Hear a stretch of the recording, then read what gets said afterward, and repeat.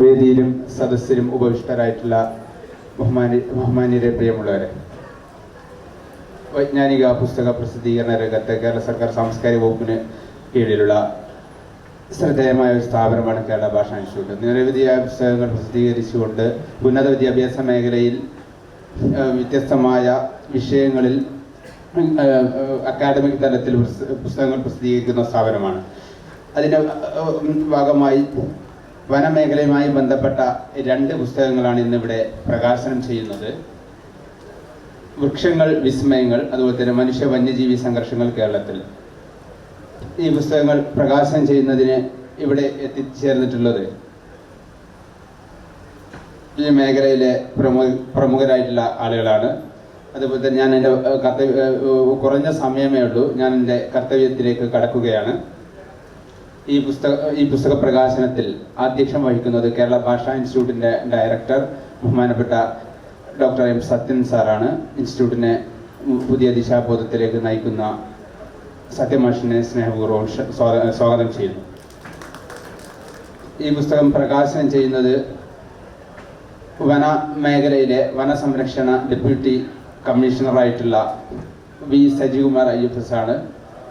വന സംരക്ഷണ മേഖലയിലെ പ്രമുഖനായ വ്യക്തിയാണ് അദ്ദേഹം. അദ്ദേഹത്തെ കേരള ഭാഷാ ഇൻസ്റ്റിറ്റ്യൂട്ടിന് വേണ്ടി സ്നേഹപൂർവ്വം സ്വാഗതം ചെയ്യുന്നു. പുസ്തകം വൃക്ഷങ്ങൾ വിസ്മയങ്ങൾ എന്ന പുസ്തകം സ്വീകരിക്കുന്നത് കേരള ഭാഷാ ഇൻസ്റ്റിറ്റ്യൂട്ടിൻ്റെ മുൻ സീനിയർ റിസർച്ച് ഓഫീസറും വിജ്ഞാനകരലിയുടെ മുൻ എഡിറ്ററും കൂടിയായിട്ടുള്ള പ്രമുഖ എഞ്ചിനീയറും കൂടി ആയിട്ടുള്ള GB ഹരീന്ദ്രനാഥാണ്. അദ്ദേഹത്തെ സ്നേഹപൂർവ്വം സ്വാഗതം ചെയ്യുന്നു. മനുഷ്യ വന്യജീവി സംഘർഷങ്ങൾ കേരളത്തിൽ എന്ന പുസ്തകം സ്വീകരിക്കുന്നത് പ്രമുഖ എഴുത്തുകാരിയും ഗ്രന്ഥകാരിയും ഒക്കെ ആയിട്ടുള്ള ഡോക്ടർ K ബീനയാണ്. ബീനയെ സ്നേഹപൂർവ്വം സ്വാഗതം ചെയ്യുന്നു. ഈ പുസ്തകങ്ങൾ നമുക്ക് സമ്മാനിച്ച നമ്മുടെ ഇൻസ്റ്റിറ്റ്യൂട്ടിലെ നിരവധിയായ ഗ്രന്ഥങ്ങളുടെ കർത്താവായിട്ടുള്ള ട്രോപ്പിക്കൽ ബൊട്ടാണിക്കൽ ഗാർഡനിലെ മുൻ സയൻറ്റിസ്റ്റ് കൂടിയായിട്ടുള്ള ഡോക്ടർ A മോഹൻദാസ് സാറിനെ സ്നേഹപൂർവ്വം സ്വാഗതം ചെയ്യുന്നു. ശന്തുരണി വന്യജീവി സങ്കേതത്തിൽ വൈൽഡ് ലൈഫ് വാർഡനായി വിരമിച്ച ആളാണ് JR അനി. മനുഷ്യ വന്യജീവി സംഘർഷങ്ങൾ കേരളത്തിൽ എന്ന പുസ്തകത്തിൻ്റെ ഗ്രന്ഥകർത്താക്കന്മാരിൽ ഒരാളാണ്. അദ്ദേഹത്തെ സ്നേഹപൂർവ്വം സ്വാഗതം ചെയ്യുന്നു. അതുപോലെ തന്നെ Y മുഹമ്മദ് അൻവർ ബയോഡൈവേഴ്സിറ്റി സെല്ലിൽ ജോലി ചെയ്യുന്നു. അദ്ദേഹം ഈ നിരവധി പുസ്തകങ്ങൾ എഴുതിയിട്ടുണ്ട്. അദ്ദേഹത്തെ സ്വാഗതം ചെയ്യുന്നു. ഈ പുസ്തകത്തിൻ്റെ എഡിറ്ററും ഇൻസ്റ്റിറ്റ്യൂട്ടിലെ റിസർച്ച് ഓഫീസറുമായ വിദ്യ എസിനെ സ്വാഗതം ചെയ്യുന്നു. മുഴുവൻ ഇവിടെ എത്തിച്ചേർന്നിട്ടുള്ള ഗ്രന്ഥകർത്താക്കളുടെ സുഹൃത്തുക്കൾ, ഇൻസ്റ്റിറ്റ്യൂട്ട് ജീവനക്കാർ, മറ്റ് വ്യക്തികൾ, മുഴുവൻ ആളുകളെയും സ്നേഹപൂർവ്വം സ്വാഗതം ചെയ്തുകൊണ്ട് അധ്യക്ഷ സ്ഥാനത്തേക്ക് ഡോക്ടർ M സത്യമാഷ് സ്നേഹപൂർവ്വം ക്ഷണിക്കുന്നു.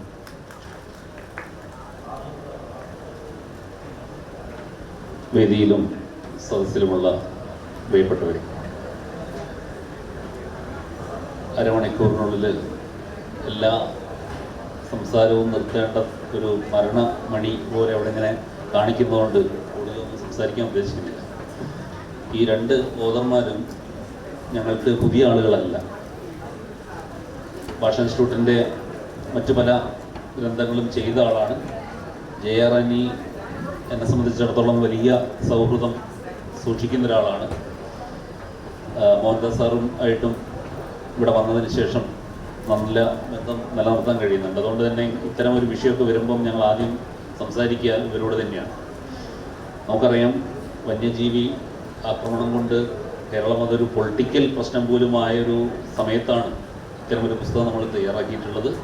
എന്താണ് അതിൻ്റെ യഥാർത്ഥ പ്രശ്നം എന്നുള്ളത്, അതെങ്ങനെയാണ് പരിഹരിക്കാനാവുക എന്നൊക്കെ ചർച്ച ചെയ്യപ്പെടേണ്ടുന്ന ഒരു കാലത്താണ് ഈ പുസ്തകം വരുന്നത് എന്നുള്ളത് വലിയ സന്തോഷം. ഇത്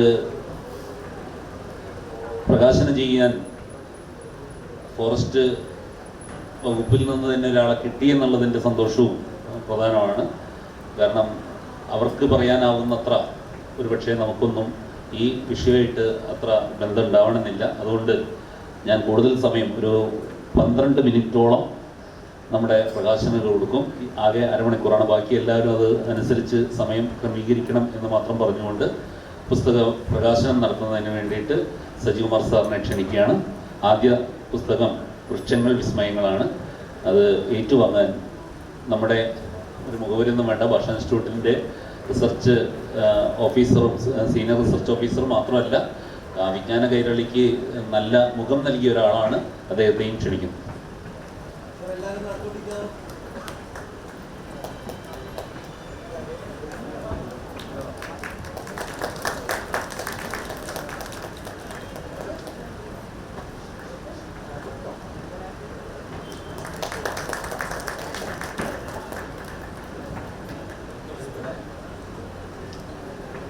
അടുത്ത പുസ്തകം 2 പേർ ചേർന്നാണ് എഴുതിയിട്ടുള്ളത്. JR അനിയും Y Muhammad അൻവറും.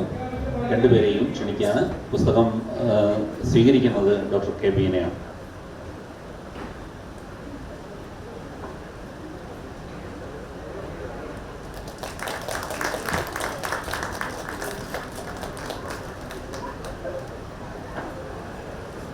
സിജുമാർ സാർ നമ്മോട് സംസാരിക്കും.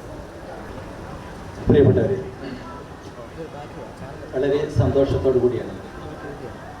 അതുകൊണ്ട് തന്നെ വയലാറിൻ്റെ ഒരു കവിതയാണ് മനസ്സിലാക്കുന്നത്. അഭിമാന രോമാഞ്ചം അണിയുന്നു നിങ്ങൾക്ക് അഭിവാദനങ്ങൾ നൽകിയിരുന്നു.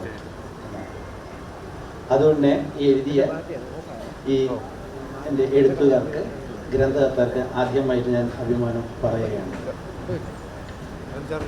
ഇന്ന് നമ്മൾ പത്രമാധ്യമങ്ങളിലൂടെയൊക്കെ കേട്ടിരിക്കുന്ന അർദ്ധസത്യങ്ങളും അസത്യങ്ങളുമാണ് വനം അല്ലെങ്കിൽ വനത്തെക്കുറിച്ചിട്ടും അവിടെ ഉണ്ടാകുന്ന മനുഷ്യ വന്യജീവി സംഘർഷത്തെക്കുറിച്ച് കേൾക്കുന്നത്. സെൻസേഷൻ ഇഷ്യൂ ആണ്. എന്താണ് അതിൻ്റെ കാരണം എന്ന് പറയാൻ ഇതുവരെ ഒരു പത്രമാധ്യമങ്ങളും തുനിഞ്ഞിട്ടില്ല എന്നുള്ളതാണ് സത്യം. അപ്പോൾ ആ സമയത്താണ് അനീറ്റയാറും അതുപോലെ തന്നെ മുഹമ്മദ് അൻവറും ചേർന്ന് ഇങ്ങനെയൊരു പുസ്തകം ഉണ്ടാക്കിയിരിക്കുന്നത്. അത് വളരെ നല്ലതാണ്. അല്ലെങ്കിൽ അതിൻ്റെ സത്യാവസ്ഥ എന്താണെന്നുള്ളത് നമുക്ക് മനസ്സിലാവും. പത്രങ്ങളിൽ എന്തെങ്കിലും നമ്മൾ അത് എങ്ങനെ എന്തെങ്കിലും ഒരു ഇഷ്യൂ വരുന്ന സമയത്ത് ആന ആൾക്കാരെ കൊന്നു, അല്ലെങ്കിൽ പിന്നെ പുറത്തിറങ്ങി കൃഷി നശിപ്പിച്ചെന്ന് പറയുമ്പോൾ പത്രക്കാർ കൊണ്ടുവരുന്ന 3 കാര്യങ്ങളുണ്ട്. ഒന്ന്, ആനയ്ക്ക് കുടിക്കാൻ വെള്ളം കിട്ടുന്നില്ല, ഭക്ഷണം കിട്ടുന്നില്ല, കാട്ടിൽ മുഴുവൻ കഞ്ചാവ് അതോ അല്ലെങ്കിൽ തീയോ ആണ് എന്ന് പറയുന്നത്. എന്താണ് ഇതിൻ്റെ സത്യാവസ്ഥ എന്നുള്ളത് ഈ പുസ്തകം വായിച്ചു കഴിഞ്ഞാൽ നിങ്ങൾക്ക് കുറേയൊക്കെ മനസ്സിലാവും. മഴക്കാലത്താണ് ഇന്നത്തെ വനം വകുപ്പിൻ്റെ ഡാറ്റ എടുത്ത് പരിശോധിക്കുകയാണെങ്കിൽ മഴക്കാലത്താണ് ഏറ്റവും കൂടുതൽ വന്യജീവികൾ പുറത്തേക്ക് ഇറങ്ങിയിരുന്നത്. അതിൻ്റെ അർത്ഥം വെള്ളം കിട്ടാത്തത് കൊണ്ടല്ല. ഏതെങ്കിലും ഒരു ആന പുറത്തിറങ്ങിയിട്ട് കുളത്തുനിന്നോ അല്ലെങ്കിൽ കിണറ്റുന്നോ പൈപ്പിന്നോ വെള്ളം കുടിച്ചത് ഇതുവരെ ഉണ്ടായിട്ടില്ല. അതാകെ കാണുന്നത് പരസ്യത്തിൽ മാത്രമേ ഉള്ളൂ. അല്ലാതെ ഒരു സ്ഥലത്ത് പോലും നമുക്ക് ആന പുറത്തിറങ്ങിയിട്ട് ടാപ്പ് പൊട്ടിച്ചാൽ തിരിച്ചിട്ട് വെള്ളം കുടിച്ചെന്നുള്ള കുടിച്ചു പോകാന്നുള്ള ധാരണ ആനയ്ക്കില്ല. ആന ചെയ്തിട്ടില്ല. പിന്നെ എന്തുകൊണ്ടാണ് ഇവ കാട്ടിൽ നടന്നത്?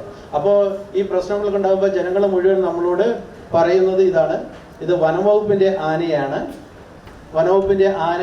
വനംവകുപ്പുകാർ എന്നെ ചെയ്യണം എന്നുള്ളത്. ആന എന്നല്ല, ഒരു വന്യജീവിയും പുറത്തിറങ്ങി കഴിഞ്ഞാൽ ദൈവം തമ്പുരാൻ എന്ന് പറഞ്ഞാൽ പോലും അത് കേൾക്കില്ല. എന്നിട്ടല്ലേ വനംവകുപ്പിൻ്റെ ആൾക്കാർ. പക്ഷെ എവിടെയാണ് നമുക്ക് പറ്റിയത്? ഒരു കാലത്ത് പ്രകൃതിയും മനുഷ്യനും ഇണങ്ങിക്കഴിഞ്ഞിരുന്നു. ഒരു നല്ല ബന്ധത്തിലായിരുന്നു പോയിരുന്നത്. പക്ഷേ എവിടെ വെച്ചോ അത് നമുക്ക് നഷ്ടപ്പെട്ടു. ചരിത്രം പറയുകയാണെങ്കിൽ നമ്മൾ പഴയ പുസ്തകങ്ങൾ ഇപ്പം ഇതെടുത്ത് നോക്കുകയാണെങ്കിൽ എന്താണ് പറയാം, പിന്നെ പി വത്സലയുടെ നെല്ല് എന്ന പുസ്തകത്തിൽ നിങ്ങൾ നോവലിൽ വായിച്ചു കഴിഞ്ഞാൽ അവിടെ അവര് പ്രകൃതിയും വന്യജീവികളും കൂടെ ഇണങ്ങിക്കഴിഞ്ഞ് ഒരു എന്താ പറയാ കോ എക്സിസ്റ്റൻസിലായിരുന്നു അവർ വളർന്നിരുന്നത്. അതാണ് ആ കഥ പറയുന്നത്. കൃഷിക്കാര് അല്ലെങ്കിൽ ഇവര് അവരുടെ കൃഷിയിടങ്ങൾ മുഴുവൻ അവർ സ്വയം എന്ത് ചെയ്തിരുന്നു, സംരക്ഷിച്ചിരുന്നു, കൃഷി ചെയ്തിരുന്നത്. എന്നാൽ ഇന്നോ ഞങ്ങൾക്ക് അനുഭവമുണ്ട്. ഞാൻ കുറ്റിയോടി വർക്ക് ചെയ്യുന്ന സമയത്ത് അവിടെ നമ്മുടെ മന്ത്രിയാണ് വിളിച്ചു പറയുന്നത് അവിടെ പിന്നെ വെലങ്ങാട് ഭാഗത്ത് ആന ഇറങ്ങിയിട്ടുണ്ടെന്ന്. നമ്മൾ പോയി ഒരു കുട്ടി അവിടെ കാണില്ല. അതിന്റെ ഉടമസ്ഥര് മുഴുവൻ എവിടെയാണുള്ളത്? വടകരയിലോ നാദാപുരത്തൊക്കെ ആയിരിക്കും. അപ്പൊ കാട്ടിനുള്ളിലേക്ക് കൃഷിക്കാരുടെ കൃഷി സംരക്ഷിക്കേണ്ടത് ചുമതലയും കൂടി വനവകുപ്പ് ഉദ്യോഗസ്ഥർക്ക് വന്നു ചേർന്നിട്ടുണ്ടായിരുന്നു. അതുപോലെ തന്നെയാണ് മരണം എത്രയായാലും ശരി, അത് നമുക്ക് അംഗീകരിക്കാൻ പറ്റുന്നില്ല. ഒരു കുടുംബത്തിന്റെ കാര്യമാണ്, അല്ലെങ്കിൽ നട്ടെല്ലാണ് നഷ്ടപ്പെടുന്നത്. എങ്ങനെയാണ് മരണം ഉണ്ടാകുന്നത്? പ്രത്യേകിച്ച് ആനയൊക്കെ വരുമ്പോൾ മൃഗങ്ങൾക്കൊക്കെ ഒരു പ്രത്യേകതയുണ്ട്. അവർക്കൊരു സേഫർ സോണുണ്ട്. ആ സോണിൻ്റെ ഉള്ളിലേക്ക് ആര് കയറിയാലും അവർ നമ്മളെ ആക്രമിക്കും, ആരായാലും ശരി. ഇപ്പോൾ സയൻസ് പറയണ അല്ലെങ്കിൽ ശാസ്ത്രം പറയുന്നത് 10 മീറ്ററാണ് ആന എന്നുള്ളത്. ആന മോക്ക് ചെയ്യും നമ്മളെ മുന്നിൽ വെച്ച്. 10 മീറ്ററിന്റെ ഉള്ളിലേക്ക് അല്ലാതെ കിടക്കണമെങ്കിൽ ആന നമ്മളോട് ദേഷ്യം പിടിച്ച് കാലൊക്കെ അടിച്ച് ചിഹ്നം വിളിച്ച് നമ്മളെ പേടിപ്പിക്കും. അല്ലാതെ ആന അറ്റാക്ക് ചെയ്യുന്നില്ല. എപ്പോഴാണോ ഈ ആനന്റെ ആ പിന്നെ ടെറിട്ടറി അല്ലെങ്കിൽ 10 മീറ്ററിന്റെ ഉള്ളിലേക്ക് നമ്മൾ കടന്നു ആന അറ്റാക്ക് ചെയ്യും, ഒരു സംശയം വേണ്ട. അതാ എല്ലാ ജീവിയും തന്നെയല്ലേ, നമ്മളൊക്കെ അങ്ങനെ തന്നെയല്ലേ. ഗതി കെട്ടാൽ ചേരയും കടിക്കും എന്ന് പറഞ്ഞ രീതിയിലാണ് ചെയ്യുന്നത്. അപ്പോൾ ഈ കാര്യങ്ങളൊക്കെ തന്നെ ഈ പുസ്തകങ്ങളിൽ ഉണ്ട്, നമുക്ക് പഠിക്കാൻ പറ്റും. വളരെ മനോഹരമായിട്ടാണ് അനി അത് നറേറ്റ് ചെയ്തിരിക്കുന്നത്. നിങ്ങൾ ഒരു നോവൽ വായിക്കുന്ന പോലെ തന്നെ ഈ വൈജ്ഞാനിക ഗ്രന്ഥം നിങ്ങൾക്ക് വായിക്കാൻ പറ്റും. പ്രത്യേകിച്ച് പിന്നെ എന്താണ് തുടക്കത്തിൽ തന്നെ നമ്മുടെ നെയ്യാറിനെ കുറിച്ചൊക്കെ പറയുമ്പോൾ വളരെ രസകരമായിട്ടാണ് അനിയും അൻവറും കൂടെ അത് ചെയ്തിരിക്കുന്നത്. അതുപോലെ തന്നെ നമ്മൾ മരണത്തിൻ്റെ കണക്കെടുക്കുകയാണെങ്കിൽ നമുക്ക് ഏറ്റവും കൂടുതൽ പിന്നെ ജീവൻ നഷ്ടപ്പെടുന്നത് പാമ്പ് കടിയേറ്റിട്ടാണ്. പാമ്പ് അത് ചേരയായാലും രാജവെമ്പാലയായാലും ഒരേ ഷെഡ്യൂളിൽ പെടുന്ന സാധനമാണ്. രാജവെമ്പാലിനെ കൊന്നാലും ചേരയെ കൊന്നാലും ഒരേ കുറ്റം തന്നെയാണ്, ഒരേ ശിക്ഷയുമാണുള്ളത്. അപ്പോൾ എൻ്റെ വീട്ടിലേക്ക് ഒരു പിന്നെ പാമ്പ് വന്നാൽ ഞാൻ എന്താ ചെയ്യുക എന്നുള്ളൊരു ചോദ്യം നമുക്കുണ്ട്. പേടിച്ചു പോകും, ഒരു സംശയം വേണ്ട. ഇത്രയൊക്കെ ഞാൻ പറയുന്നത് എനിക്കാണ്, പാമ്പിനെ കണ്ട എനിക്ക് പേടിയാണ്, ഒരു സംശയം വേണ്ട.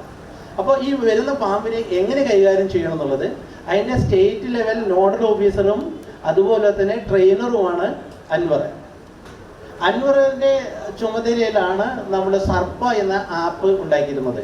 ഇപ്പോൾ ഇവിടെ ആരെങ്കിലും സർപ്പ എന്ന് പറഞ്ഞ ആപ്പ് നിങ്ങളുടെ മൊബൈലിൽ ഇൻസ്റ്റാൾ ചെയ്തിട്ടില്ലെങ്കിൽ എൻ്റെ റിക്വസ്റ്റാണ്, നിങ്ങളത് എത്രയും പെട്ടെന്ന് എന്ത് ചെയ്യണം, നിർബന്ധമായിട്ടും അത് ഇൻസ്റ്റാൾ ചെയ്തിട്ട് അത് എന്തെങ്കിലും ഒരു പാമ്പ് ഇതുണ്ടെങ്കിൽ കാണുകയാണെങ്കിൽ അതിൽ വെച്ചാൽ തൊട്ടടുത്തുള്ള നമ്മളിപ്പം പിന്നെ ഇതൊക്കെ ഇല്ലേ, എന്താ പറയുക, തൊട്ടടുത്തുള്ള പിന്നെ ഊബറൊക്കെ ബുക്ക് ചെയ്യുമ്പോൾ തൊട്ടടുത്തുള്ള ആൾക്കാർ വരില്ലേ, അതുപോലെ തൊട്ടടുത്തുള്ള റെസ്ക്യൂ ആൾക്കാർ നിങ്ങളെടുത്ത് വരികയും പാമ്പിനെ രക്ഷിച്ചു കൊണ്ടുപോവുകയും അവർ ചെയ്യുന്നത് പാമ്പിനെയും അതുപോലെ തന്നെ എന്താ പറയുക മനുഷ്യനെയും രക്ഷിക്കുകയാണ് ചെയ്യുന്നത്. അപ്പോൾ ഈ പിന്നെ പ്രകാശനത്തിലെ ഒരു ഭാഗം ഇതോടെ അവസാനിക്കുകയാണ്. രണ്ടാം ഭാഗം എന്ന് പറഞ്ഞത് പിന്നെ ഡോക്ടർ എ മോഹൻദാസ് എഴുതിയിരിക്കുന്ന വൃക്ഷങ്ങൾ വിസ്മയങ്ങൾ എന്ന പുസ്തകമാണ്. ഈ പുസ്തകങ്ങളിൽ ഏകദേശം 50 മരങ്ങളെ കുറിച്ചാണ് വിവരിച്ചിരിക്കുന്നത്. അത് രസകരം. കണിക്കൊന്ന മുതലാണ് വരുന്നത്. കണിക്കൊന്ന നമുക്കറിയാം, പണ്ട് കാലത്ത് ഫെബ്രുവരി മാർച്ച് മാസത്തിൽ പിന്നെ ഇത് പിന്നെ പൂക്കുകയും പിന്നീട് പിന്നെ മാർച്ച് അല്ലെങ്കിൽ വിഷു കഴിഞ്ഞ ഉടനെ തന്നെ ഇതെന്ത് ചെയ്യുമെന്ന് വെച്ചാൽ അത് പൂക്കൾ വിരിഞ്ഞ് പിന്നെ കായകൾ ഉണ്ടാക്കുകയും ചെയ്യുന്നൊരു ഇതായിരുന്നു. പക്ഷേ കാലാവസ്ഥ വ്യതിയാനം കൊണ്ട് ഇതിൻ്റെ ഇതിൽ മാറ്റി വന്നിട്ടുണ്ട്, വല്ലാത്ത മാറ്റം വന്നിട്ടുണ്ട്. ഇപ്പോൾ എന്താ പറയുക, കണിക്കൊന്ന പൂക്കുന്നത് എന്ന് നമുക്ക് പറയാനൊന്നും പറ്റില്ല. അത് വിഷുക്കാലമൊന്നും വേണ്ട. അതാണ് അയ്യപ്പണിക്കർ പറയുന്നത്, വിഷുക്കാലമല്ലേ പൂക്കാതിരിക്കാൻ ഇരിക്കാവതില്ല എന്ന് പറഞ്ഞിരിക്കുന്നത്. പക്ഷേ വിഷുക്കാലം അല്ലെങ്കിൽ ഇപ്പോൾ കണിക്കൊന്ന പൂത്തുകൊണ്ടിരിക്കുകയാണ്. അതുപോലെ രസകരമായ മറ്റൊരു കാര്യം, ബവോബാബ് എന്ന് പറഞ്ഞിരിക്കുന്ന ആഫ്രിക്കയിലൊക്കെ കാണപ്പെടുന്ന ഒരു മരമാണ്. ആ മരത്തിൻ്റെ ഒരു പ്രത്യേകതയുണ്ട്. ഒരു മരത്തിൻ്റെ വേര് എങ്ങനെ മുകളിലേക്ക് വെച്ച് നമ്മൾ തല കീഴായിട്ട് വെച്ചിരിക്കുന്നു, ആ രീതിയിലാണ് ഈ മരം കാണുന്നത്. അതതിൻ്റെ അല്ലെങ്കിൽ ആഫ്രിക്കയിൽ നമ്മൾ പോണ സമയത്ത് നമുക്ക് വളരെ ഐക്കണായിട്ട് കാണാൻ പറ്റുന്നതാണ്. അതിൻ്റെ പിന്നിലൊരു മിത്തുണ്ട്. അപ്പോൾ അവരെ എന്താ പറയുക, ആഫ്രിക്കയിലെ ആൾക്കാർ വിശ്വസിച്ചിരിക്കുന്നത് എന്താണെന്ന് വെച്ചാൽ ഈ മരം ഇതിൻ്റെ എന്താ പറയുക നട്ട സമയത്ത് എന്ത് ചെയ്തു, ദൈവത്തിനോട് പ്രാർത്ഥിച്ചു, എനിക്ക് നല്ലതിന് കിട്ടണം, ഒരുപാട് വളം ഇതൊക്കെ കിട്ടണം എന്ന് പറഞ്ഞു. ദൈവം പറഞ്ഞു ശരി ഇത് അങ്ങനെ തന്നെ ചെയ്യാം എന്ന് പറഞ്ഞു. പക്ഷെ മരത്തിന് തൃപ്തിയായി, വീണ്ടും നട്ടു. നമ്മളെ പോലെ തന്നെ മരത്തിന് വീണ്ടും തൃപ്തിയായില്ല അല്ലേ, 10 കിട്ടിയാൽ 100 മതി എന്നൊന്ന് പറഞ്ഞ പോലെ തന്നെ അങ്ങനെ പറഞ്ഞ അവസാനം ദൈവത്തിന് ദേഷ്യം വന്നു. എങ്കിൽ പിന്നെ നിന്നെ തല കീഴായിട്ട് വെക്കാം എന്ന് പറഞ്ഞിട്ടാണ് ഈ മരത്തിനെ വെച്ചത് എന്നാണ് പറയുന്നത്. അപ്പോൾ ഈ മരത്തിനെ കുറിച്ചും വളരെ വിശദമായിട്ട് ഇതിൻ്റെ അത് പറയുന്നുണ്ട്. പിന്നെയാണ് കൈത. കൈത എന്ന് പറഞ്ഞാൽ എന്താ പറയുക, പെൻഡാനസ് എന്ന് പറയുന്ന നമ്മുടെ ഗ്രാമങ്ങളിലൊക്കെ ഒരു കാലത്ത് അരുവികളോട് ചേർന്ന് നിന്ന് എന്താ പായ നെയ്യാനല്ല, കൈതോലപ്പായ എന്നുള്ളത്. ഇന്ന് ആ കൈതോലപ്പായ കാണണമെങ്കിൽ കുട്ടിയൊക്കെ മനസ്സിലാകുന്നത് മറ്റേ ആ സിനിമയിലുള്ള പാട്ട് മാത്രം കിട്ടിയാലേ അറിയുള്ളൂ ഇല്ലേ. ആ പാട്ടിലെ കൈതോലപ്പായ അല്ലെ, കൈതോലപ്പായ എന്ന് പറയാം. പണ്ട് ചന്തയിലൊക്കെ നമുക്കിങ്ങനെ കൈതോലപ്പായ വാങ്ങാൻ കിട്ടിയിരുന്നു. കൈതോലപ്പായൻ്റെ ഒരു സുഖം എന്താണെന്ന് വെച്ചാൽ അതിൻ്റെ അകത്ത് നമുക്ക് വിരി വേണ്ട, അത്രയും മാർദ്ദവമായിട്ടുള്ളതാണ് കൈതോലപ്പായ. അപ്പോൾ കൈതോലപ്പായ നമ്മൾ വെച്ചാൽ നമ്മൾ നേരത്തെ ചെയ്തിരിക്കുന്ന ഒരു വലിയ എന്താ പറയുക ക്രൂരത പ്രകൃതിയോട് ചെയ്തിരുന്നു. പ്രത്യേകിച്ച് കുറ്റം പറയല്ല, അറിവില്ലാതെ കൊണ്ടാണ് നമ്മുടെ ഈ ഇതുണ്ടല്ലോ തൊഴിലുറപ്പ് പദ്ധതിയിലുള്ള ആൾക്കാർ, അവർക്ക് പദ്ധതി കൊടുക്കുന്ന പറയുമ്പം ഈ നാട്ടിൽക്കോടുള്ള ഈ എന്താ പറയുക ഈ കൈത്തോടുകളും തോടുകളൊക്കെ ക്ലീൻ ചെയ്യാൻ വേണ്ടി പറഞ്ഞിരുന്നു. ഇവർ ക്ലീൻ ചെയ്യാൻ എപ്പോഴും എളുപ്പം എന്താണ്, ക്ലീൻ ചെയ്യാന്ന് പറഞ്ഞാൽ അറിയാലോ, ഇത് നന്നായിട്ട് വൃത്തിയാക്കി കാണണം എന്ന് പറഞ്ഞാൽ. അപ്പോൾ ആ സൈഡിലുള്ള സകല കൈതേനി അവർ വെട്ടിമാറ്റി അങ്ങനെ കഴുതകളായി അവർ. അതാണ് ഇതിനകത്ത് സംഭവിച്ചിരിക്കുന്നത്. അപ്പോൾ ഈ കൈതേനെ കുറിച്ചിട്ടും വളരെ മനോഹരമായിട്ട് ഇതിൻ്റെ അകത്ത് പറയുന്നുണ്ട്. എൻ്റെ സമയം കഴിഞ്ഞു എന്നാണ് എനിക്ക് തോന്നുന്നുണ്ട് അല്ലേ. അതുകൊണ്ട് ഞാൻ നിർത്തുന്നു. ഈ പ്രകാശന എല്ലാവരും ഇത് പുസ്തകം വായിക്കണമെന്നും അതുപോലെ തന്നെ ഇവർ വീണ്ടും പുസ്തകങ്ങൾ എഴുതി വിജ്ഞാനം അത് നല്ലൊരു രീതിയിലേക്ക് ആവട്ടെ എന്നും പറഞ്ഞുകൊണ്ട് ഞാൻ നിർത്തുന്നു. നിങ്ങൾക്ക് എൻ്റെ അഭിവാദനങ്ങൾ. ഈ കാക്കിക്കുള്ളിലൊരു കവികൃത ഉണ്ടെന്നൊക്കെ പറയുന്ന പോലെ ഈ ഫോറസ്റ്റ് കാക്കിയൊക്കെ ഇട്ട മനുഷ്യനിൽ കുറേ സാഹിത്യമൊക്കെ കണ്ടപ്പോൾ വളരെ സന്തോഷം തോന്നി. ആപ്റ്റായ ഒരാളെ തന്നെയാണ് നമുക്ക് ഇതിൻ്റെ പ്രകാശനത്തിൽ കിട്ടിയത് എന്നുള്ളതിൽ സന്തോഷം. ഹരി സാർ നമ്മൾ സംസാരിക്കും. അവിടെ മണിക്കുട്ടി ഓടിക്കൊണ്ടിരിക്കുകയാണ്, അതുകൊണ്ട് അധികം സമയം സംസാരിക്കില്ല. എന്നാലും പ്രിയപ്പെട്ട സത്യൻ മാഷ്, നമ്മുടെ ഇന്നത്തെ പുസ്തക പ്രകാശനം നിർവഹിച്ച ശ്രീ സജികുമാർ, വേദിയിലുള്ള പ്രിയപ്പെട്ട സുഹൃത്ത് മോഹൻദാസ്, മറ്റുള്ള വിശിഷ്ട അതിഥികൾ, ശ്രീ ജയകൃഷ്ണൻ, ഇവിടെ ഇരിക്കുന്ന എൻ്റെ ഭാഷാ ഇൻസ്റ്റിറ്റ്യൂട്ടിലെ സഹപ്രവർത്തകർ, എല്ലാവർക്കും പുതുവത്സരാശംസകൾ. നമസ്കാരം. ഈ പുസ്തകം എനിക്കിന്നിവിടെ ഏറ്റുവാങ്ങാൻ കഴിഞ്ഞപ്പോൾ ഞാൻ ഈ പുസ്തകത്തോടൊപ്പം ഒരുപാട് ഓർമ്മകൾ കൂടെയാണ് ഏറ്റുവാങ്ങിയത്. ഈ പുസ്തകത്തിലെ ഓരോ താളുകളിലും ഓരോ ഓർമ്മകളാണ് എനിക്കുണ്ടായിരുന്നത്. ആദ്യം എനിക്ക് കിട്ടിയത് ഈ കുടംപുള്ളി എന്ന് പറഞ്ഞൊരു മരം, ഇതിനെ പറ്റിയിട്ട് ഈ പുസ്തകത്തിൽ പറയുന്നുണ്ട്. അപ്പോൾ ഞാൻ ഓർത്തത് എൻ്റെ ബാല്യകാലത്ത് എൻ്റെ വീടിൻ്റെ അടുത്ത് നിന്നൊരു കുടംപുള്ളി മരത്തിനെയാണ്. ഇപ്പോൾ അത് അധികം കാണാനില്ല. അപ്പോൾ അങ്ങനെ ഇന്ന് ഓരോ പുസ്തകത്തിൻ്റെ ഓരോ പേജിലും ഇതിൻ്റെ കണ്ടന്റിലൂടെ കടന്നു പോയപ്പോൾ വളരെ വിശാലമായ നമ്മുടെ സംസ്കാരത്തിനെ പറ്റി, നമ്മുടെ കലയെ പറ്റി, നമ്മുടെ ഫിലോസഫിയെ പറ്റിയൊക്കെ എനിക്ക് ഓർമ്മ വന്നു. ഒരു ബോധിവൃക്ഷം വേണ്ടി വന്നു ബുദ്ധന് ബോധമുണ്ടാകാൻ, ഒരു ആപ്പിൾ മരം വേണ്ടി വന്നു നമ്മുടെ അദ്ദേഹത്തിന് ഭൂഗുരുത്വാകർഷണം കണ്ടെത്താൻ. അങ്ങനെ പറഞ്ഞു കഴിഞ്ഞാൽ വൃക്ഷമില്ലെങ്കിൽ ഇന്ന് ഈ ലോകം ഒന്നുമില്ല എന്ന് നമുക്ക് തോന്നും. ഇനി സാഹിത്യത്തിലേക്ക് വന്നാലോ, ഈ പുസ്തകത്തിൻ്റെ ഇത് കവിത പോലെ തോന്നുന്നു. ഇലഞ്ഞി പൂമരം ഒഴുകി വരുന്നു, അതിനകത്തുണ്ട്. ഏഴിലം പാലപൂത്തു, അതിനകത്തുണ്ട്. അപ്പോൾ അങ്ങനെ വൃക്ഷങ്ങൾ നമുക്ക് ഓർമ്മകളാണ്. എന്നെ സംബന്ധിച്ചിടത്തോളം ഇന്ന് ഭാഷാ ഇൻസ്റ്റിറ്റ്യൂട്ടിൻ്റെ ഇന്ന് ഒരു വർഷം മുമ്പേ വിരമിച്ച ആളെന്നുള്ള രീതിയിൽ ഇവിടെ ഓർമ്മകളാണ് കൂടുതലുള്ളത്. കാരണം ഇവിടെ ഉള്ള ആളുകളും സഹപ്രവർത്തകരായിരുന്നു. അങ്ങനെ ഒരു ഓർമ്മയും കൂടെ. അപ്പോൾ അതുകൊണ്ട് ഏറെ സന്തോഷത്തോടെയാണ് ഞാൻ ഈ പുസ്തകം ഏറ്റുവാങ്ങുന്നത്. വൃക്ഷങ്ങൾ എന്ന് പറഞ്ഞു കഴിഞ്ഞാൽ നമ്മൾക്കിപ്പോൾ എനിക്ക് വൃക്ഷങ്ങൾ എന്നുള്ള ഒരു പുതിയ അറിവ് എനിക്കിതിൽ കിട്ടിയത് 4.5 മീറ്ററിൽ ഉയരമുള്ള കാര്യങ്ങളെയാണ് വൃക്ഷങ്ങൾ എന്ന് പറയുന്നത്. അതൊരു പുതിയ അറിവായിരുന്നു, എനിക്കറിയില്ലായിരുന്നു. അതുപോലെ എനിക്ക് അറിഞ്ഞുകൂടാത്തൊരു കാര്യം ഇതിനകത്തുള്ളത്, കൈത ഒരു വൃക്ഷമാണോ മറ്റെന്തെങ്കിലും ആണോ എന്ന് എനിക്കൊരു സംശയം ഉണ്ടായിരുന്നു. അങ്ങനെ ഒറ്റ നോട്ടത്തിൽ തന്നെ നമുക്ക് ഒത്തിരി സംശയങ്ങളെ ദൂരീകരിക്കാൻ ഈ പുസ്തകം സഹായിച്ചു. മാത്രമല്ല ഈ പുസ്തകങ്ങളുടെ ടൈറ്റിൽ ഇത്രയും ഉചിതമായ ഒരു ടൈറ്റിൽ വിസ്മയങ്ങളാണ്. ഇപ്പൊ മോഹൻലാൽ എപ്പോഴും ഉപയോഗിക്കുന്ന വാക്കാണ്, എല്ലാം ജീവിതം ഒരു വിസ്മയമാണ്. ഈ വിസ്മയം എന്നുള്ള വാക്ക് എനിക്ക് തോന്നുന്നു ഏറ്റവും കൂടുതൽ ചേരുന്നത് വൃക്ഷങ്ങൾക്കാണ്. നമ്മൾക്ക് അറിഞ്ഞതും അറിയാത്തതുമായ എത്രയോ കാര്യങ്ങളാണ് വൃക്ഷങ്ങൾ നമുക്ക് നേടിത്തരുന്നത്. ഇപ്പോൾ കുറച്ച് കാര്യങ്ങളൂടെ സാറ് പറഞ്ഞു. അതിനും അപ്പുറമായി വൃക്ഷങ്ങൾ നമ്മുടെ ബോധം, നമ്മുടെ എന്താ പറയുന്നത്, നമുക്ക് വേണ്ടിയിട്ട് നമുക്ക് ബോധം നൽകുന്നത് വൃക്ഷങ്ങളാണ്. നമ്മുടെ ഒരു കവിയാക്കുന്ന വൃക്ഷങ്ങളാണ്. മാത്രമല്ല വൃക്ഷത്തിൻ്റെ വേര് തൊട്ട് ഇല വരെ എല്ലാം ഫലങ്ങൾ ഉൾപ്പെടെ നമ്മൾക്ക് വൃക്ഷങ്ങളില്ലാതെ നടക്കില്ല. കേരളത്തെ സംബന്ധിച്ച് പറയുകയാണെങ്കിൽ കേരളത്തിൻ്റെ നിർമ്മാണ മേഖല, ഞാനൊരു എഞ്ചിനീയർ ഉണ്ടായിരുന്നു, ഒരു കാലം വരെ എല്ലാം വൃക്ഷങ്ങൾക്കാണ് പ്രാധാന്യം ഉണ്ടായിരുന്നത്. മറ്റിപ്പോൾ തമിഴ്നാട്ടിലൊക്കെ പാറകളും മറ്റുമൊക്കെ ഉപയോഗിച്ചപ്പോൾ കാരണം നമ്മുടെ ഇടതൂർന്ന കാടുകൾ, ഇന്നിപ്പോൾ അതൊന്നുമില്ല. സാറ് പറഞ്ഞു വൻ വൃക്ഷങ്ങളെല്ലാം വെട്ടിക്കഴിഞ്ഞു. പക്ഷെ എന്നാലും വൃക്ഷങ്ങൾക്ക് ഒരു സാധ്യതയും കൂടെ ഞാനിവിടെ കാണുന്നുണ്ട്, ആരും കാണാത്തൊരു കാരണം നമ്മുടെ നിർമ്മാണ മേഖലയിൽ ഉപയോഗിക്കുന്ന റീപ്ലേസബിൾ ആയിട്ടുള്ള, അതായത് നമുക്ക് ഉണ്ടാക്കിയെടുക്കാൻ പറ്റുന്നത്, പാറയാണെങ്കിലും മെറ്റലാണെങ്കിലും എല്ലാം നമുക്ക് എന്ത് ചെയ്യാൻ പറ്റും, ഒരിക്കലും ഉണ്ടാക്കാൻ പറ്റില്ല. പാറ തീർന്നു കഴിഞ്ഞാൽ തീർന്നു. മെറ്റലുകൾ, അതായത് നമ്മൾ ഉപയോഗിക്കുന്ന ഇരുമ്പോ കമ്പിയോ ഒക്കെ തീർന്നു കഴിഞ്ഞാൽ തീർന്നു. പക്ഷേ വൃക്ഷങ്ങൾ മാത്രം, വിദേശ രാജ്യങ്ങളിലൊക്കെ അവരത് ഉപയോഗിക്കുന്നുണ്ട്. ഇന്ത്യയിൽ തേക്കൊക്കെ അങ്ങനെ വയ്ക്കുന്നു എന്ന് കേട്ടിട്ടുണ്ട്. നമ്മൾ അടുത്ത തലമുറയ്ക്ക് വേണ്ടിയിട്ട് അവരുടെ നിർമ്മാണ പ്രവർത്തനത്തിന് വേണ്ടിയിട്ട് വൃക്ഷങ്ങൾ നട്ടുപിടിപ്പിച്ചിട്ട് അതൊരു കാലം കഴിഞ്ഞ് കട്ട് ചെയ്ത് നമുക്ക് ഉപയോഗിക്കാം. പെട്ടെന്ന് കേൾക്കുമ്പോൾ നമുക്ക് അത്ഭുതമായിട്ട് തോന്നുമെങ്കിലും അതിൻ്റെ സാധ്യതയും കൂടെ എനിക്ക് തോന്നുന്നു ഫോറസ്റ്റ് ഡിപ്പാർട്ട്മെൻറ്റ് പരിഗണിക്കുന്നുണ്ടോ എന്ന് എനിക്കറിയത്തില്ല. നാളത്തേക്ക് വേണ്ടിയുള്ള നിർമ്മാണ വസ്തുവായും നമ്മൾ വൃക്ഷത്തിനെ കൂടെ കാണണം എന്നുള്ള ഒരു കാര്യം കൂടെ ഉണ്ട്. മണിക്കുട്ടി ഇത് വീണ്ടും ഓടിക്കൊണ്ടിരിക്കുകയാണ്. ഞാനതുകൊണ്ട് ഇവിടെ നിർത്തുകയാണ്. ഈ മോഹൻദാസ് സാറിന് എനിക്ക് നന്നായിട്ട് അറിയാം. ഭാഷാ ഇൻസ്റ്റിറ്റ്യൂട്ടിലെ വിജ്ഞാനകേരളയിൽ ധാരാളം ലേഖനമൊക്കെ തന്നിട്ടുള്ള ആളുകളാണ്. ഞാൻ പറഞ്ഞ ഓർമ്മകൾ എന്നെ ഒരുപാട് പറയാൻ പ്രേരിപ്പിക്കുന്നുണ്ട്. പക്ഷേ ഞാൻ ഇന്ന് ഇവിടെ നിർത്തുന്നു. എല്ലാവർക്കും നന്ദി, നമസ്കാരം. 7 മിനിറ്റേ ഉള്ളൂ. ബീന അത് ഓർക്കുന്നു വിചാരിക്കുന്നു. 3 പേരുടെ ഒരു മറുപടി കൂടി ഉണ്ട്. ഭീഷണിക്ക് മുന്നിൽ എല്ലാവർക്കും നമസ്കാരം. വളരെ സന്തോഷമുള്ള ഒരു മുഹൂർത്തം. പ്രത്യേകിച്ച് ഇന്ന് ഓർമ്മിക്കേണ്ട ഒരു ദിവസം കൂടി. മാധവ് ഗാഡ്ഗിൽ എന്ന പ്രകൃതി സ്നേഹി ഇന്ന് നമ്മോട് വിട പറഞ്ഞ രാവിലെ കൂടിയാണിത് എന്നുള്ളത് തികച്ചും അവിചാരിതമായി സംഭവിച്ചാണെങ്കിൽ പോലും ചുറ്റും ഒരുപാട് കുട്ടികൾ നടക്കുന്നുണ്ട്. നമ്മുടെ ചുറ്റും കുട്ടികളിലേക്ക് എത്തേണ്ട ഒരു പ്രധാനപ്പെട്ട ഒരു ആശയം പങ്കുവയ്ക്കുന്ന ഒരു പുസ്തകം തന്നെയാണ് മനുഷ്യ വന്യജീവി സംഘർഷങ്ങൾ കേരളത്തിൽ നടന്നുകൊണ്ടിരിക്കുന്ന എല്ലാവിധ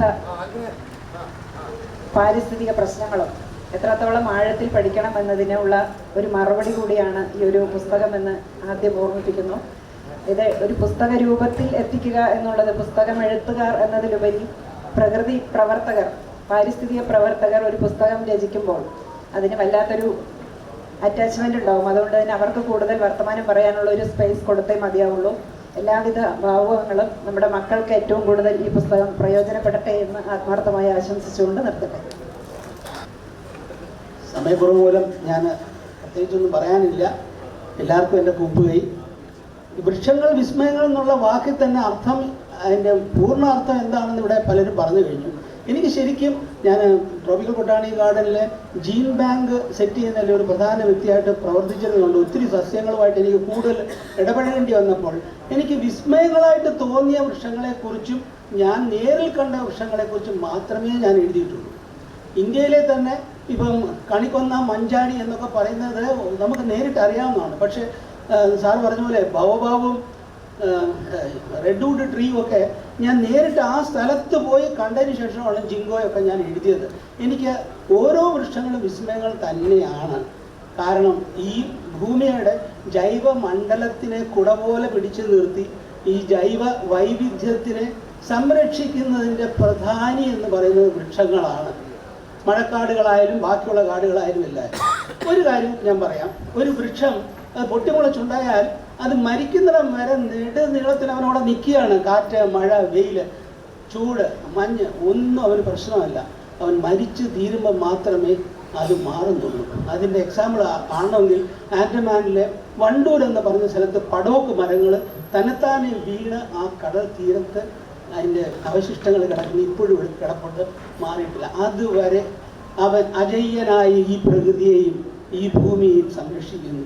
ഓരോ മരങ്ങളും ഓരോ വിസ്മയങ്ങൾ തന്നെയാണ്. നിങ്ങളും ഈ വിസ്മയ കാഴ്ചകളിലേക്ക് എൻ്റെ ബുക്ക് വാങ്ങിച്ച് വായിച്ച് അത് മനസ്സിലാക്കുക, നിർവൃതി അടയുക. Thank you.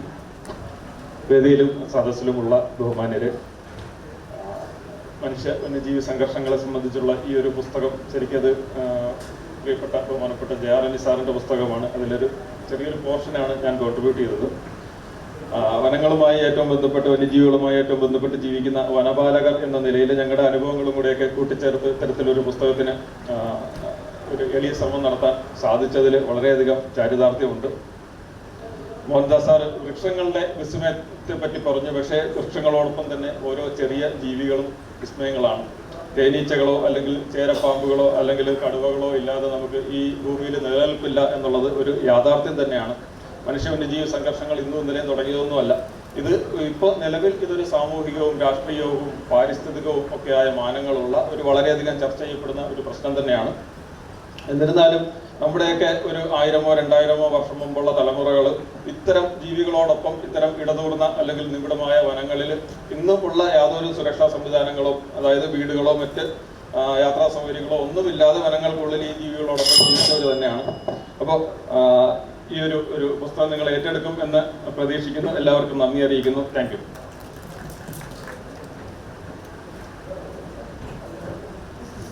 വേദിയിലും സദസ്സിലുമുള്ള ബഹുമാന്യരെയും ദീർഘമായിട്ടുള്ള സംസാരത്തിന് ഉള്ള അവസരമില്ല. അല്ലെങ്കിൽ തന്നെ ഞാനൊരിക്കലും ഒരു ഒറേറ്ററോ അല്ലെങ്കിൽ ഒരു സദസ്സിനെ അഭിമുഖീകരിക്കുന്നതിൽ ഒരു വൈക്ലഭ്യമുള്ള ഒരു മനുഷ്യനാണ് ഞാൻ. അതുകൊണ്ടാണ് ആദ്യം അൻവറിനെ തന്നെ ഇങ്ങോട്ട് സംസാരിക്കാൻ അയച്ചത്. അപ്പോൾ സമയമുള്ളത് കൊണ്ട് ഞാൻ 2 വാക്ക് പറയുന്നു. അപ്പോൾ ഈ ശരിക്കും പറഞ്ഞാൽ മനുഷ്യ വന്യജീവി സംഘർഷം നമ്മൾ ഈ പറഞ്ഞത് മാതിരി മനുഷ്യൻ സെറ്റിൽഡ് അഗ്രികൾച്ചർ അല്ലെങ്കിൽ നിശ്ചിത ഇടങ്ങൾ കേന്ദ്രീകരിച്ചുള്ള കൃഷി ആരംഭിച്ച കാലം മുതൽ തന്നെ ഹ്യൂമൻ വൈൽഡ് ലൈഫ് കോൺഫ്ലിക്ട്സ് ഉണ്ടായിരുന്നിരിക്കണം എന്നുള്ളത് നമുക്ക് എല്ലാവർക്കും അറിയാവുന്നൊരു കാര്യമാണ്. പക്ഷേ ഇപ്പോൾ നമ്മൾ പത്രം തുറന്നാലും അല്ലെങ്കിൽ ഏത് മീഡിയയിൽ നോക്കിയാലും ഡെയിലി ഉണ്ടാകുന്ന ഈ ന്യൂസ് ആന നാട്ടിലേക്ക് ഇറങ്ങി, കടുവ ഇറങ്ങി, പുലി ഇറങ്ങി എന്നുള്ള വാർത്തകളാണ് എപ്പോഴും ഉള്ളത്. അപ്പോൾ ശരിക്കും ഹ്യൂമൻ വൈൽഡ് ലൈഫ് കോൺഫ്ലിക്ട്സിന് ഉള്ള ഡ്രൈവേഴ്സ് അല്ലെങ്കിൽ ഇതിനുള്ള പോസിറ്റീവ് ഫാക്ടേഴ്സ് എന്തൊക്കെയെന്ന് വെച്ച് കഴിഞ്ഞാൽ ഒരു പല കാര്യങ്ങളുണ്ട് സംസാരിക്കാനായിട്ട്. അതിനെപ്പറ്റി വിശദമായിട്ട് ഞാൻ ആ ബുക്കിനകത്ത് എഴുതിയിട്ടുണ്ട്. ആ ബുക്കിനകത്തുള്ള പ്രത്യേകിച്ച് ഈ സർപ്പ ആപ്പിൻ്റെ ഏറ്റവും കൂടുതൽ ആൾക്കാർ പ്രതി വർഷം മരിക്കുന്നത് പാമ്പ് കടിയേറ്റിട്ടാണ്. അപ്പോൾ സർപ്പ ആപ്പ് വനം വകുപ്പ് ഇതിനു വേണ്ടി പാമ്പിന്റെ റെസ്ക്യൂവിനും മനുഷ്യന്റെ പ്രൊട്ടക്ഷനും വേണ്ടി ഏർപ്പെടുത്തിയതാണ്. അതിന്റെ സ്റ്റേറ്റ് നോഡൽ ഓഫീസറാണ് അൻവർ. അപ്പോൾ അൻവർ ആണ് അതിൽ സർപ്പയെ പറ്റി എഴുതിയിട്ടുള്ളത്. അപ്പോൾ ബാക്കി എൻ്റെ ഓൾമോസ്റ്റ് എല്ലാ ചാപ്റ്റേഴ്സും തന്നെ പല സമകാലിക മലയാളം, മാതൃഭൂമി .com അല്ലെങ്കിൽ കലാകൗമുദി ഇങ്ങനെയുള്ള പീരിയോഡിക്കൽസിലെല്ലാം പബ്ലിഷ് ചെയ്ത് വന്നതിൻ്റെ ഒരു കമ്പൈലേഷനാണ്. അതിൽ ശരിക്കും പറഞ്ഞാൽ എൻ്റെ ആദ്യത്തെ പുസ്തക പ്രകാശനവുമാണ്. അതിൽ ഞാൻ ഭാഷാ ഇൻസ്റ്റിറ്റ്യൂട്ട് കടപ്പെട്ടിരിക്കുന്നു. പ്രത്യേകിച്ച് ഈ ഒരു അവസരം തന്ന നിയമസഭ അന്താരാഷ്ട്ര പുസ്തകോത്സവത്തിന് എൻ്റെ സംഘാടകരോട് നന്ദി, നമസ്കാരം.